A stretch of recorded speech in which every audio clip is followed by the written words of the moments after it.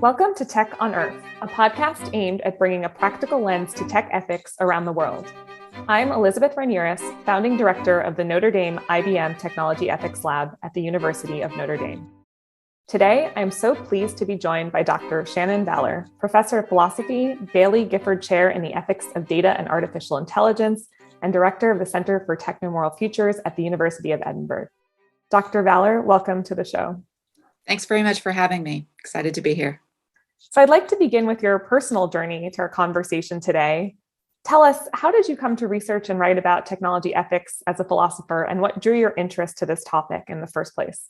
That's a great question, because a lot of people may not know that philosophers have actually been sort of late to the party, historically speaking, in thinking about technology, which is one of the things that interests me is a sort of long-standing philosophical prejudice against thinking seriously about technology. There are a few minor exceptions, but starting basically from Plato onward, one of the topics that philosophers have historically neglected is the role of technology and the built world in shaping what it is to be human. So when I was a grad student studying philosophy, studying the philosophy of technology or the ethics of technology was not really an option in the formal sense in most university philosophy programs. There were only a handful in the United States, for example, that would offer a graduate level course in the philosophy of technology. So I was actually trained as a philosopher of science, but I was really interested in the role of scientific instruments in the way that scientific knowledge is produced. So I was already thinking about technology a lot.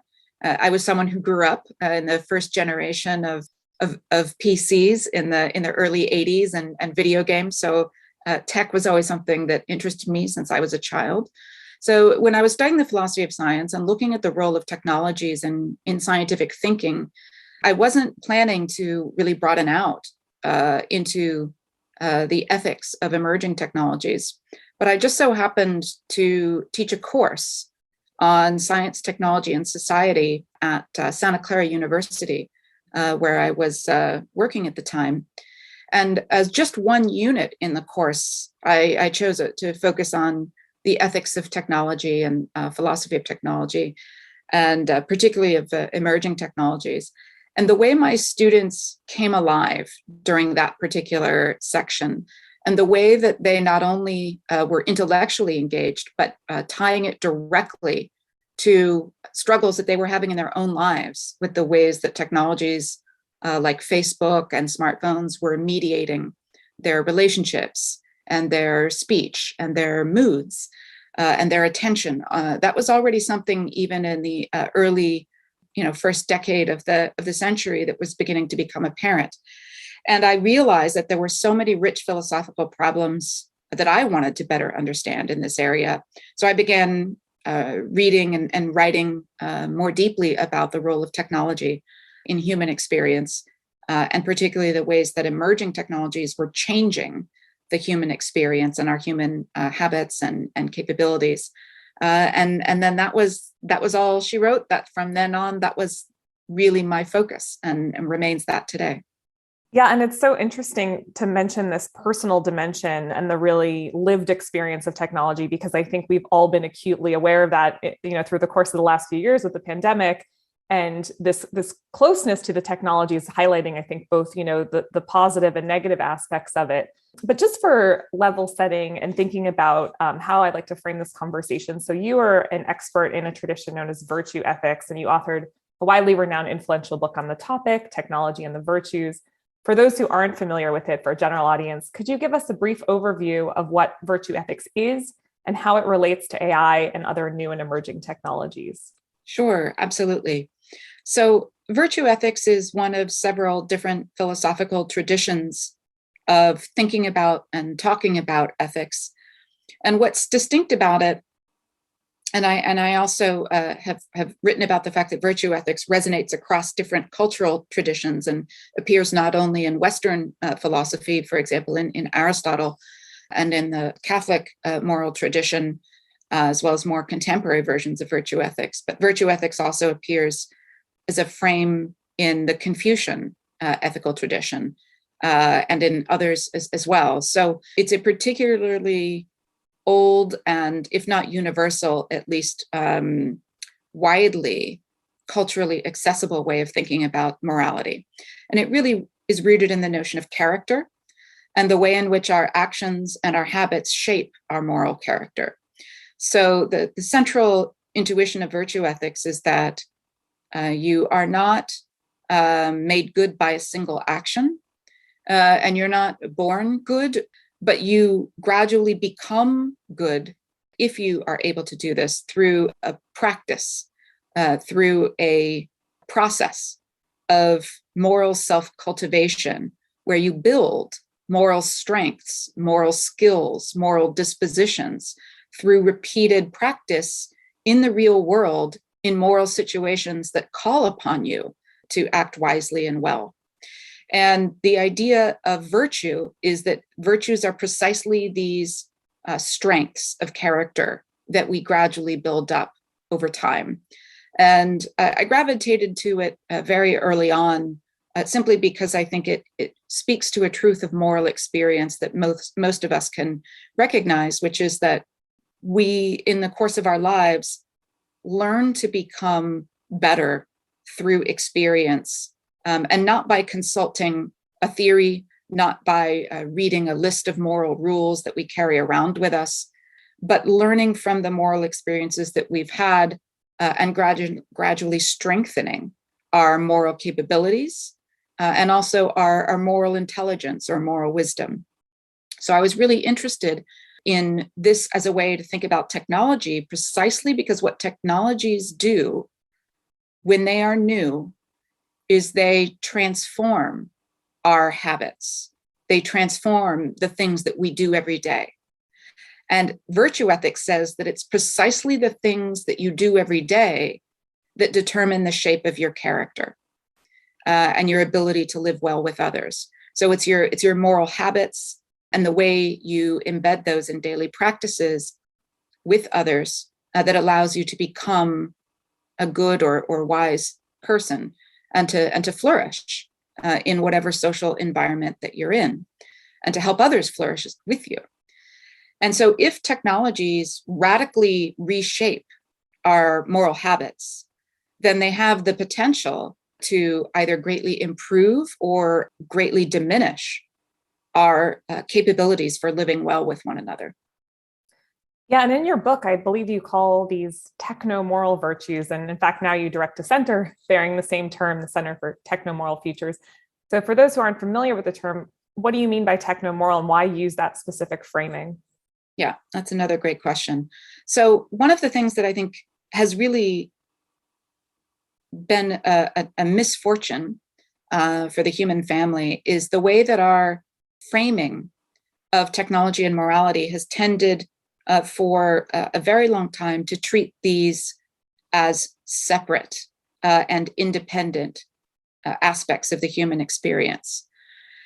And as a philosopher of technology, I benefited from reading a number of philosophical works that taught me how misguided the idea of this separation is.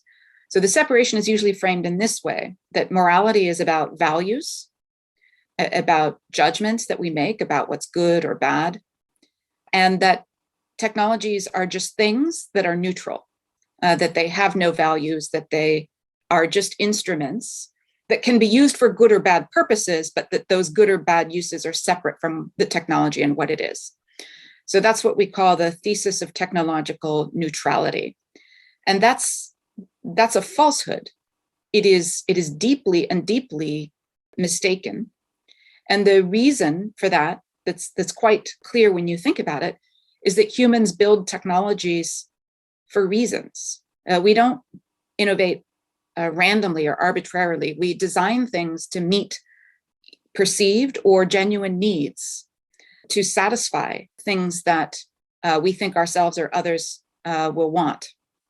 And we therefore are already injecting values into the very process of innovation that creates and shapes technologies. So they have values baked in from the very beginning. But in addition to that, technologies also change the way we relate to one another. And in doing so, technologies become themselves influences on our values. Technologies make it easier to do certain things and harder to do other things. They make it more likely for certain things to happen, sometimes in ways that we didn't intend or design in advance. So values are baked into technologies in the very beginning when we conceive of them, and then they take on a new value shape as they interact with us in our social environment. And they even act upon our own values and reshape them. Think about the ways that social media technologies have reshaped the values around communication, the values around privacy and sharing, the values around one's image and how one presents that to others. There's a numerous range of changes to human values that have been effected by social media and other technologies. So you can't separate technologies from values, but it's also true that you can't separate morality from technology, because one way of thinking about morality is that it's a kind of a technique, a social technique for managing complex and contested human relationships. We are social creatures, but we're also competitive creatures. We have a fair amount of aggression in our nature, and yet we're highly interdependent and vulnerable to one another, which means that we need ways of managing these social complexities in such a fashion that we can have stable societies that flourish. And ethics is a technology for doing just that. And it's one of the oldest technologies we have.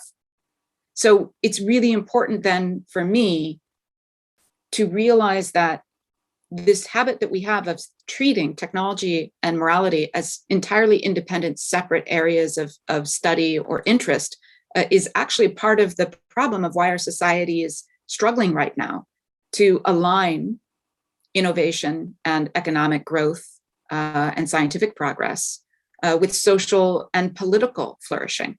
It's precisely because we have separated these forms of knowledge artificially, and they need to be brought back together. So I talk about technomoral virtues, I talk about technomoral futures, because I want to remind us that until we begin to understand the integration of technology with our values and the mutually dependent relationship of these domains, we won't be able to solve the problems that are facing us today. It's so interesting you say that, because the whole genesis of this podcast was really about exploring how religious and secular ethical traditions from around the world can or should inform technology ethics. And to your point that they really have a lot to say about this, even some of the older traditions, as you point out. And one of the things that I loved about your book, and one of the reasons we were so keen to have you on the show, is that it pulls from those different ethical traditions you mentioned, including Aristotelian, Buddhist, Confucian ethics. I guess the question would be how virtue ethics integrates these traditions and why that matters to future ethical challenges posed by technology. So I'm thinking, does this suggest we need a kind of global morality that integrates these? How do you think about that? Yeah, it's a difficult question. And here's the best way that I can answer it. So I don't think it's realistic or even desirable to strive for a single universal ethical framework or set of norms, something that would extinguish all local and cultural difference in the way that we govern our societies or the way that we value our social practices. So I'm a pluralist in that sense, that I think that there are many possible ways to live well together, and they are not all reducible to one pattern or script. That being said, there are definitely some patterns of living that are, in a sense, morally off the table because they undermine our humanity and our capability to flourish as the kinds of dependent social animals that we are. So there's certain kinds of moral patterns that we have to reject because otherwise we destroy one another. But that leaves a lot of territory that can be developed in different ways. That being said, okay, so I'm a pluralist about morality, and I think there are multiple moral worldviews that we need to accept. At the same time, we are facing as a species a set of collective action problems at a global scale, unlike any we've ever encountered. We might think that the very first of these was the crisis of nuclear armaments and the potential that arose in the 20th century to exterminate the human race through the application of nuclear technology to warfare. And the political and scientific labor that had to be done and still needs to be done, and is still, as we know, especially these days, remains incredibly fragile. That consensus that we must never allow these technologies to destroy the human family, that requires cooperation across different systems of moral understanding. That requires the ability to translate certain moral concepts across national, ethnic, religious, and cultural boundaries. And if we think about the climate crisis or the pandemic, and not even this pandemic, but the next one, which might even be harder for us to manage globally, all of these are presenting existential threats to the human family, where there is a very real question about whether the human family will still exist in 150 or 200 years. If we don't manage these collective moral action problems, we very well may not. And there is no ethical duty higher than to preserve life and the possibility of moral experience itself on this planet. So we have to solve these problems, which are not local problems, but global problems. So what I argue for in my book is that we need to be able to have a way of thinking about ethics that allows for different representations of a good life, but that also is translatable into different cultural frames. And virtue ethics seems to me to be, by the historical evidence, the moral understanding that most readily allows for this kind of translation. Because what's common across virtue ethics is this notion of moral practice, this notion of practical wisdom that can be cultivated through shared moral experience, and the virtues even themselves, although they do differ in different cultural contexts. We do find these repeated patterns where notions of courage, honesty, compassion, generosity, humility, wisdom, these virtues do get spoken to by different cultural traditions at different historical periods. They may be expressed differently in different kinds of norms or actions, but there is a common resonance that I think speaks to our shared human inheritance and our shared biology and our shared need for one another. So I want to use virtue ethics as a scaffold for these kinds of collective action challenges that we need to meet. It's a way of kind of climbing up to those challenges together and trying to tackle them. Yeah, and it's really interesting that you mentioned the sort of future inheritance. I think one of the challenges we have around the collective existential threats is the temporal dimension, right, of sort of negative effects materializing perhaps down the line or with future generations. I know one of the concepts you've talked about and written about is this idea of moral debt. I was hoping we could examine what that means in the specific context of AI, for example, and whether you could maybe give us a practical example from an industry or specific technology. Sure, that's a great question. Let me see if I can explain first what I mean by moral debt in the technical context, and then maybe we can talk about what it means more broadly for your question about our obligations to future generations. So the concept of moral debt is actually borrowing from an engineering concept of technical debt that we talk about in the software development context, where there are certain things you can do to make a software program more stable over time, easier to maintain and repair, things like documentation of the changes to the code that you're making along the way and so forth. But doing some of these things also slows down the work. So there's often a pressure to cut back on some of that kind of stability infrastructure in our coding practices in order to get a product out to market faster, for example. But that creates what we call technical debt, where now the system has been delivered, but it's not as stable and it's not as easy to repair as it could otherwise have been. And it might have more weaknesses in it that we haven't documented. And what that tends to do over time is pile up with interest. So just like financial debt accrues interest, technical debt accrues interest, where the software can become so unwieldy and messy and unworkable and unstable that the costs to fix it later are far higher than if the work had been put in the earlier stages. So what I wanted to argue is that technologies also add to our moral debt. And I think moral debt is something that societies accrue when we neglect moral problems in ways that we can tolerate at the moment, but are going to accumulate interest over time. Interest in the sense both of economic expense and of social costs. So think about things like the unsustainability of our environmental practices and pollution. Think about the ways that in the 60s and 70s, we knew we were polluting the oceans. We knew we were using up scarce and non-renewable resources, but we could afford to do it at the moment, right? But now the costs are ballooning for us in such a way that the expense of building a sustainable world is now terrifyingly large. Whereas had we had more sustainable practices 100 or 50 years ago, the overall costs to us socially and economically would have been far lower. Think about economic inequality and the way we've allowed that to spiral up to the point where it is a threat to the stability of many countries and the stability of the international community as a whole. Well, that's another example of allowing moral debt to pile up. We knew that growing social inequality was going to be a problem back in the 1970s and 1980s when the trajectory started, and we did nothing about it. And now the costs politically and economically have grown exponentially.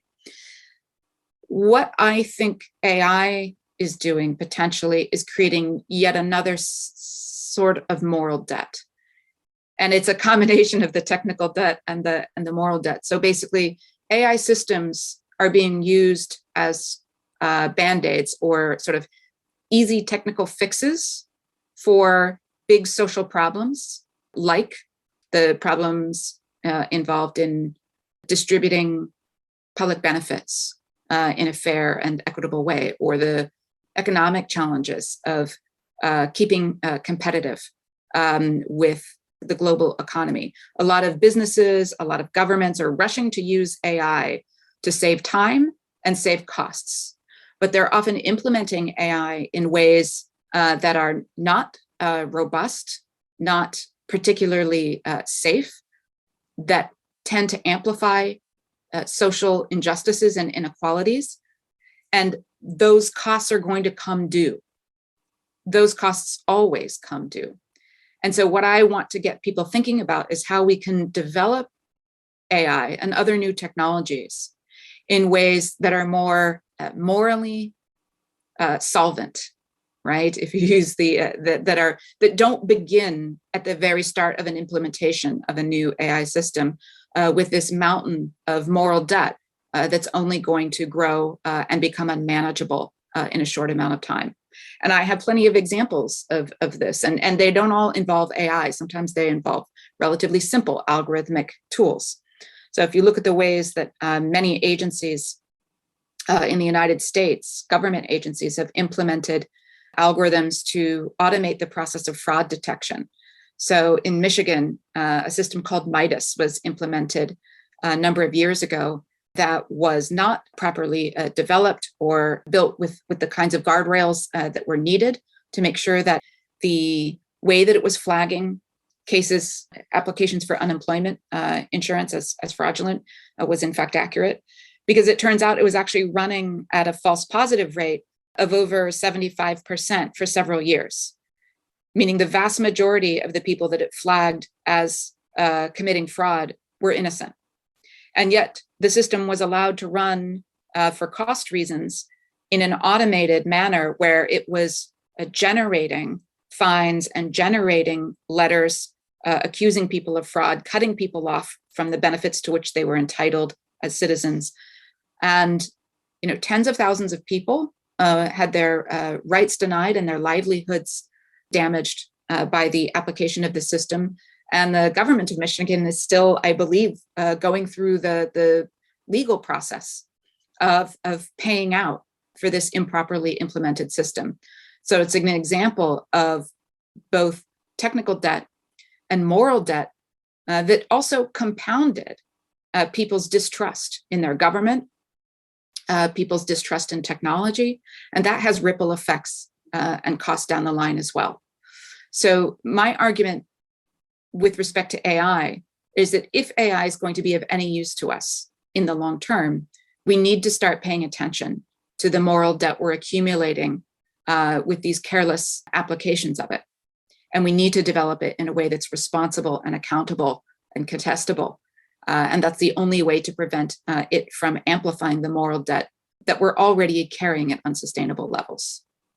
Yeah, and for companies and governments or other stakeholders who are designing and deploying these AI systems who are concerned, right, and who don't want to accumulate these levels of moral debt, are we talking about something like ethics by design, or does it go beyond that? And perhaps how does virtue ethics inform this approach?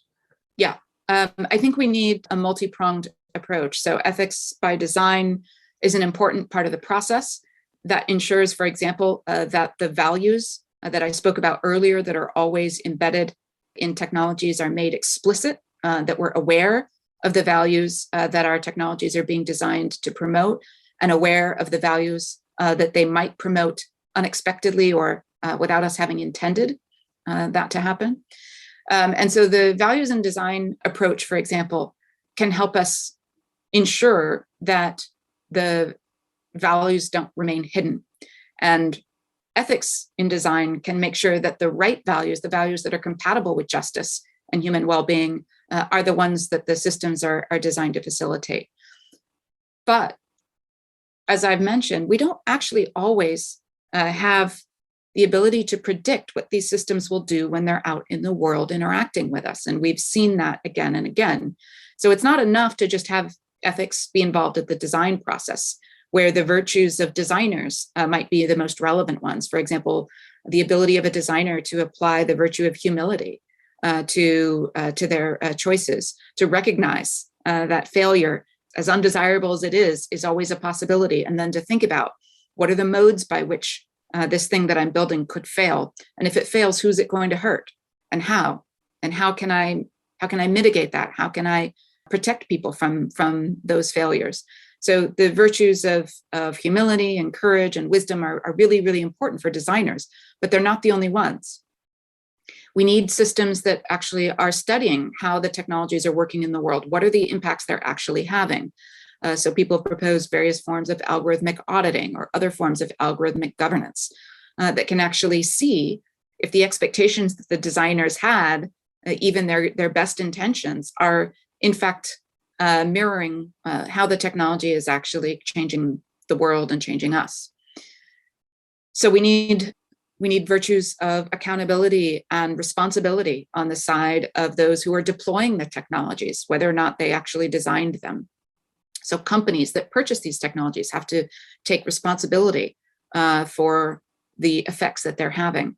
And we need regulators and policymakers to take responsibility for protecting the public interest and making sure that these technologies, broadly speaking, enrich the public interest, both in terms of economic growth, but also in terms of moral and political and environmental sustainability of human flourishing. So everyone has a role to play.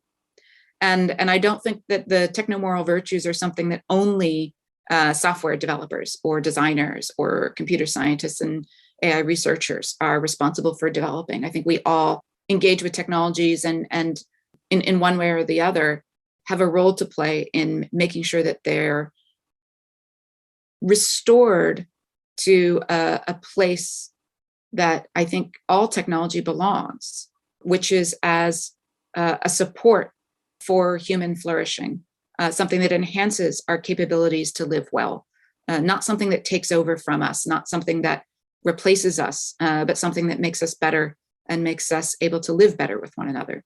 So I still very much believe in the power of technology as one way in which humans have always lived well.